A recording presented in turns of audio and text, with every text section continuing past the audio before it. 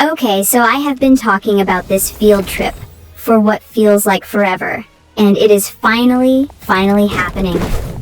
Mrs. Turner announces we're going to the Science Museum downtown, and the entire class basically loses it, because a field trip means an entire day out of regular classes, plus a bus ride, plus, most importantly, no math. I don't think I have ever seen Marcus this excited about anything school-related in my entire life.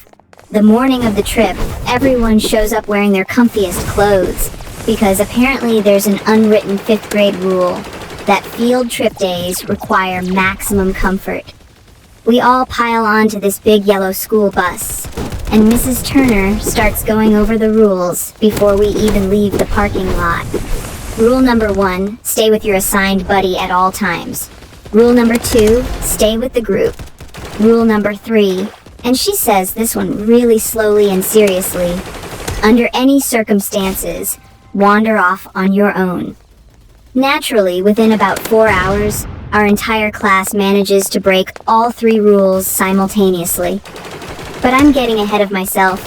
My assigned buddy for the day is Tyler, which honestly works out great, because ever since the whole popsicle stick bridge thing, Tyler and I have actually genuinely good friends. We spend the bus ride debating which dinosaur exhibit is going to be the coolest, with Tyler insisting it's definitely be the T-Rex skeleton, and me arguing that honestly, anything with wings automatically wins. Because flying dinosaurs are just objectively cooler, that's just science. We finally arrive at the museum, and it is enormous. Like, way bigger than I expected, with these huge glass ceilings and giant dinosaur skeletons just hanging out in the main lobby like it's totally normal to have a T-Rex greeting you at the front door. Mrs. Turner gathers everyone together and explains that we're splitting into small groups with a parent chaperone for each group, and we'll be rotating through different exhibits throughout the day. Marcus and I end up in the same group, along with Tyler and Devon, plus Sophia's mom as our chaperone, who seems really nice, but also seems like she has absolutely no idea what she signed up for when she agreed to chaperone 4 5th grade boys for an entire day. The first exhibit is the space section, which is genuinely amazing, full of these huge planet models and an actual real piece of a meteorite you're allowed to touch. Devon spends about 10 minutes just staring at Jupiter, going, "This is way more impressive than in our solar system project," which, fair, our popsicle stick Pluto was cool, but this is a whole different level. Everything's going smoothly until we hit the dinosaur wing, which is where things start to go slightly off the rails.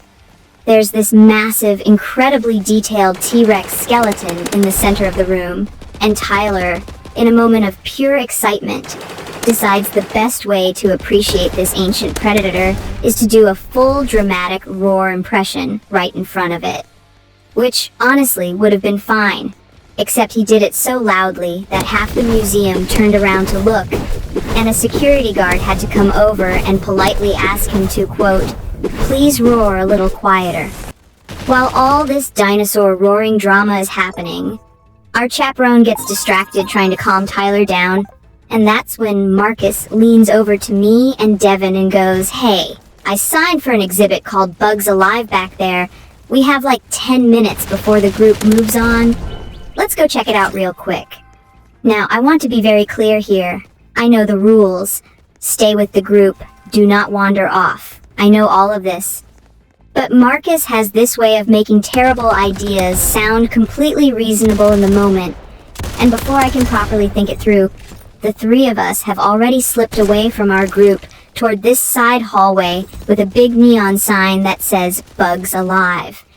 The bug exhibit turns out to be genuinely incredible, with actual live tarantulas, a whole tank of giant beetles, and this insane display of butterflies just flying around freely in a big enclosed greenhouse room. We get so absorbed with everything that none of us actually notice how much time has passed, until Devon looks at the clock on the wall and goes, "Wait, it's been like 25 minutes, not 10. This is the exact moment the panic sets in. We rush back toward the dinosaur exhibit as fast as we can without technically running, because there was also a sign about not running in the museum. And when we get there, our entire group is gone. Not just moved to the next room gone. Completely, entirely, nowhere in sight gone. Now we are 3 fifth graders alone in an enormous museum with absolutely no idea where our class went. Marcus, to his credit, tries to stay calm, going, "Okay, don't panic, they probably just moved to the next exhibit, let's just check nearby rooms." Which sounds reasonable, except the museum has approximately 1,000 different exhibit rooms, and we have no idea which direction anyone went. We check the ocean exhibit, not there. We check the ancient Egypt room, also not there, though we do get briefly distracted by a real mummy display for a solid 2 minutes before remembering we're supposed to be panicking. We check the human body exhibit. Nothing. At this point, I am fully convinced we are going to spend the rest of our lives living inside this museum, surviving off gift shop snacks and educational plaques. Devon, in a moment of actual genius, suggests we just go to the main lobby, since that's the central point of the whole museum, reasoning that if we can't find our group, at least museum staff at the front desk might be able to help us. This is honestly the smartest idea any of us has had all day, and I don't know why none of us thought of it sooner. We make our way back to the giant lobby T-Rex, and standing right there, looking absolutely relieved and also slightly worried, is Mrs. Turner, along with our entire group, including Sophia's mom, who looks like she's aged about 5 years in the past 30 minutes. Apparently, they'd been searching for us for almost 20 minutes after noticing we were missing during a head count. Mrs. Turner does not look happy. She does the classic teacher combination of relief and anger at the same time, going, "Where on earth did you 3 go? We have been searching where for you." And Marcus, in true Marcus, tries to explain the whole bugs alive situation as casually as possible, like getting separated from your entire class for 25 minutes is a totally normal, low-stakes situation. We get an extremely serious talking to about sticking with the group, and Sophia's mom looks like she genuinely needs to sit down for a minute after the stress of it all. But once the lecture part is over, and everyone's confirmed we're all okay, Mrs. Turner actually kind of softens a little and goes, "Was the bug exhibit at least worth it?" And Devon, without missing a beat, goes, "Honestly, yeah, kind of." Which gets a laugh out of basically the whole group, including, eventually, Mrs. Turner herself.